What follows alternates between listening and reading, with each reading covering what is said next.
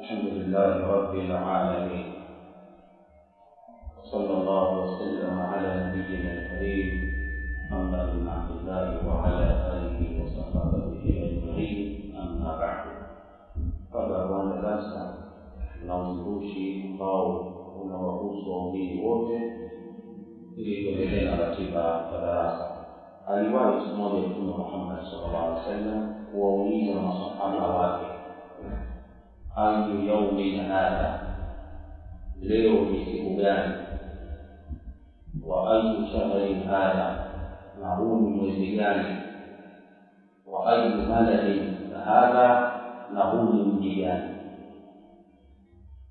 Masahaba wanasimulia kufikiria, wanasema fasakatna hatta dhananna annahu sayusallihi bighairi ismihi. Tulinyamaza mpaka tukadhani kwamba Mtume atataja hiyo siku na huo mwezi na huo mji kinyume na vile ambavyo inajulikana. Lakini wakamjibu kwamba leo ni siku ya Nahar, siku ya kuchinja, mwezi 10 Dhulhijja. Lakini wakamwambia kwamba huu ni mwezi wa Muharram, mwezi wa Dhulhijja, na wakamwambia huu ni mji mkubwa wa Makka. Tumewaambia hakika damu zenu, heshima zenu na mali zenu kwenu nyinyi na haramu, kama ilivyokuwa utukufu wa siku yenu hii ya leo, na katika mji wenu huu wa Makka, na katika mwezi huu wenu mtukufu. Hapa alikuwa anaashiria muendelee kuheshimu vilivyokuwa vitukufu kama vile mnavyoheshimu vile vilivyoamrishwa kuheshimiwa. Ikhwan fi iman, leo ni siku gani? Ninaulizeni hii swali. Leo ni siku ya 12 au siku ya 11 kwenye mwezi wa Ramadhani? Ni mwezi gani huu? Mwezi mtukufu wa Ramadhani. Wajibu wenu kwenye mchana wa Ramadhani ni kufanyaje? Kufunga. Wajibu wenu kwenye usiku wa Ramadhani ni kufanyaje? Na kuswali salatu tarawih. Sawa? Leo hii tunazungumza watu wataharibu sana saumu zao, na kwenye muda wa tarawih watu wengi hawatakuwa misikini. Muda gani huu kwenu? Huu mwezi ni mwezi gani kwenu? Hebu heshimuni vilivyoheshimishwa na Allah. Allah kajalia mwezi wenu huu ni mwezi mtukufu, na utukufu wake unaenziwa kwa matendo matukufu yanayofanywa ndani yake. Huu ni upande wa kwanza. Upande wa pili, Allah amewasifu waumini kwa sifa hizi zifuatazo. Miongoni mwa sifa zao akasema, walladhina la yashhaduna zura wa idha marru billahwi marru kirama. Waumini sifa yao ni wale ambao hawahudhurii katika majalisi za upumbavu, za upuuzi, na wanapopita kwenye mambo ya ujinga wanapita na heshima zao. Hawaondoshe heshima zao kwenye sehemu za mambo ya ovyo. Lakini Allah tabaraka wa taala akawasifia pia waumini kwa sifa ya kujiepusha na mambo ya ovyo. Pale ambapo Allah anawaambia waumini au anawanukuu waumini wakisema, lana a'maluna walakum a'malukum la nabtaghi al-jahilin. Sisi waumini tuna matendo yetu na nyinyi msio waumini mna matendo yenu. Sisi hatufuati watu wajinga kwenye mambo yao ya ujinga. Ikhwan, leo kwenye salatu tarawih watu wengi hawataswali swala tarawih leo. Mnajua kwa nini? Wa minan nasi man yattakhidhu min duni llahi andadan yuhibbunahum ka hubbillah. Wapo miongoni mwa watu wanaojifanyia kinyume cha Allah washirika, wanawapenda hao kama wanavyompenda Allah. Walladhina amanu ashaddu hubban lillah. Waumini wa kweli mapenzi yao makubwa yako kwa nani? Kwa Allah tabaraka wa taala. Kila kile kinachoambatana na amri ya Allah, kinachoambatana na matakwa ya Allah, waumini wanatanguliza kwanza cha Allah, kisha wanafanya hayo mengineyo. Ikhwani, hivi wewe unapodhani mpira wa Simba na Yanga na Uislamu kipi kimetangulia? Umetangulia Uislamu kabla ya Simba yako, kabla ya Yanga yako.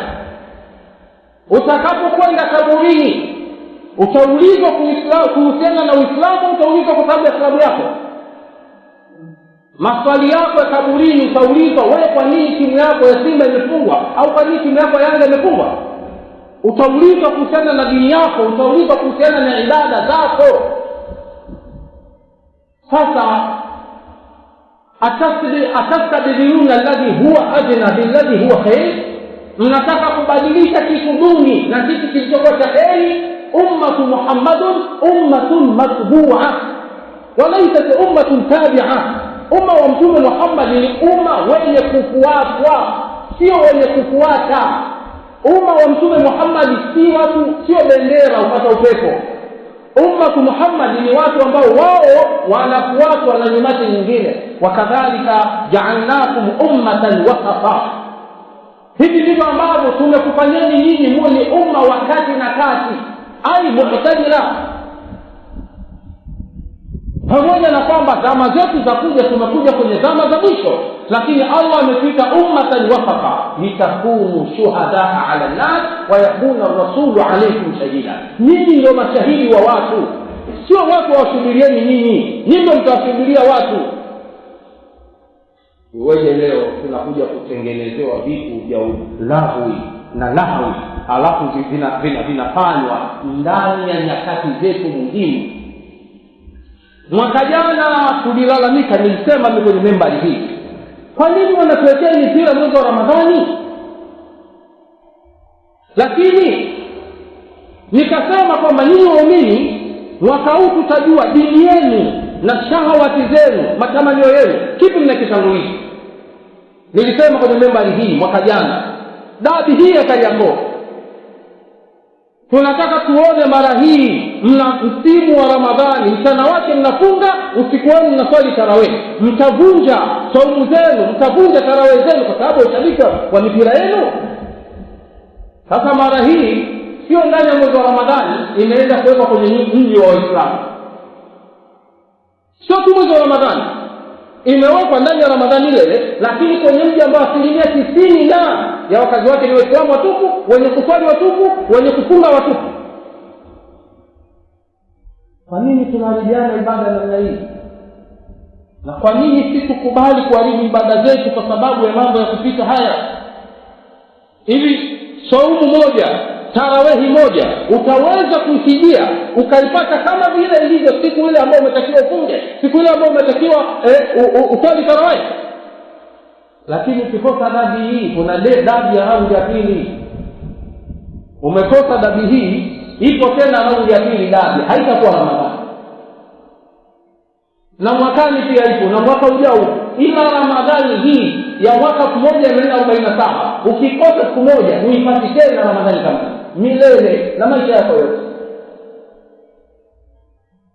Sasa ukatengeneza nadharia, mimi nitaswali usiku kwa sababu kuswali usiku ni bora zaidi. Mimi nakuombea Allah kujalie kweli swali usiku. Lakini kitu kinachokutoa kwenye kuswali pamoja na Waislamu wakati ule wa kawaida, tokea Ramadhani ya kwanza mpaka leo umeswali pamoja na Waislamu kwenye salatu tarawih jamaa msikitini. Leo kinachokutoa kwenye jamaa ni nini? Ikhwan, atadhkuruna ma aqulu lakum, mtakuja kukumbuka maneno ninayowaambia. Wa ufawwidu amri ila Allah, na hili jambo langu naliegemeza kwa Allah. Basi kwa uchache, sio ruhusa, basi kwa uchache useme hivi, nitaangalia marudio, wacha nibakie kwenye ibada zangu, nifunge vizuri, niswali tarehe vizuri, labda nitaangalia marudio. Kwa uchache useme hivi. Lakini kweli wewe unavunja swala tarawih ambayo umeswali toka mwanzo mpaka sasa kwa sababu unakwenda kuangalia mpira? Kweli? Billahi alaykum, leo misikiti itakuwa wazi, misikiti itakuwa mitupu leo. Alafu wanaofanya haya ni Waislamu. Hapa pana kafiri kawashirikisha. Ndio maana sisi tunasema mara nyingi matatizo tunayo sisi wenyewe. Kila wakati makafiri. Matatizo tunao sisi wenyewe. Hii misikiti ni ya kwetu na sisi ndio waswaliji huko misikitini. Leo misikiti itakuwa mitupu, waswaliji wameenda wapi? Na baada ya hapo unachokwenda kukizalisha ni furaha au maumivu? Timu yako imeshinda kweli, umefurahi kweli.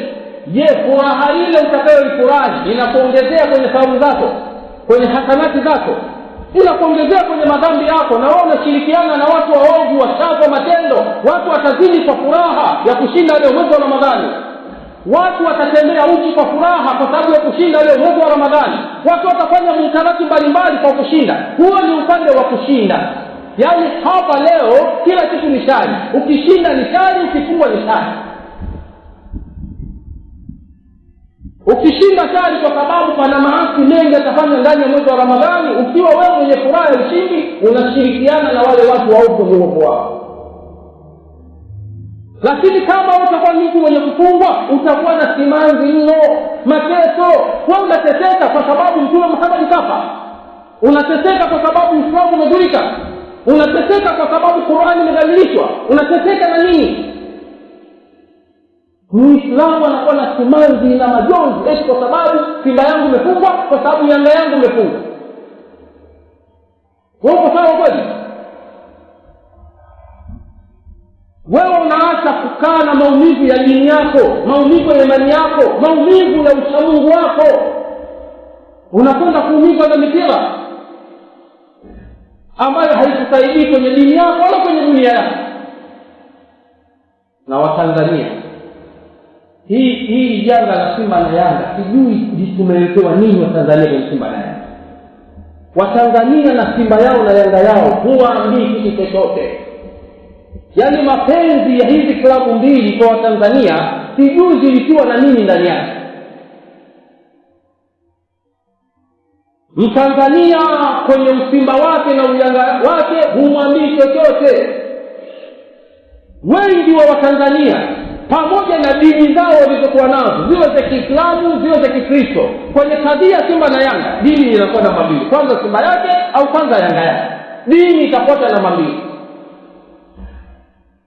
Ikhwani, hivi ni kweli katika misingi ya kiimani? Wewe unatanguliza upuuzi na unatanguliza lagu, unatanguliza mambo ya maasi zaidi kabla imani yako. Kesho mbele ya Allah tabaraka wa taala haya mtakwenda kuyakuta. Mtu anauliza, kwani shekhe mpira haramu? Abdullah ibn Abbas radhiyallahu anhuma aliulizwa, nini hukumu ya mziki? Akamjibu yule muulizaji, haramu.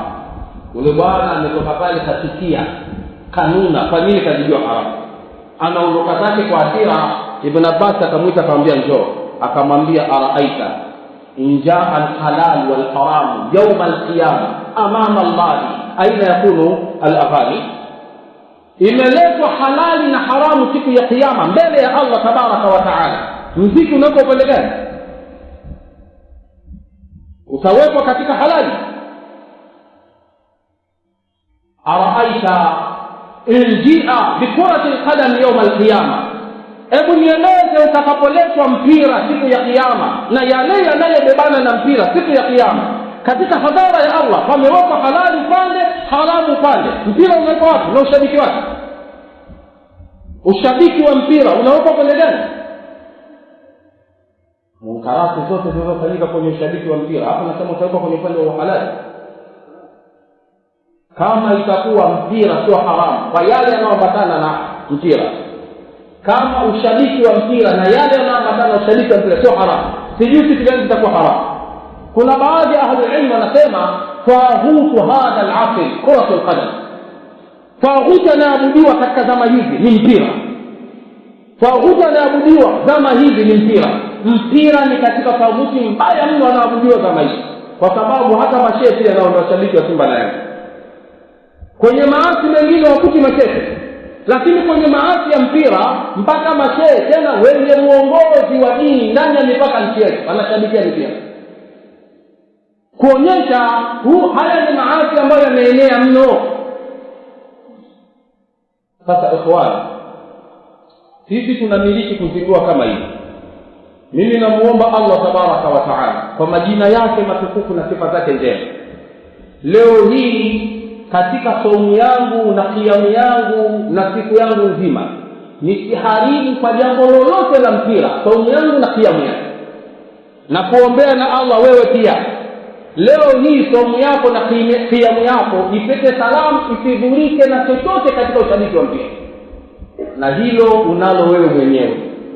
Wewe utazamo kuulizia, kufuatilia, maana yake tayari iko ndani yako. Kwa chochote utakachokifanya, ukatia dosari kwenye swala zako za tarawih, ukatia dosari katika saumu yako, ujue wewe umekusudia kuharibu saumu yako kwa mambo ambayo ushazinduliwa. Nasallallahu husna al-khatima. Subhanakallahumma wa bihamdika, ashhadu an la ilaha illa anta, astaghfiruka wa atubu ilayk.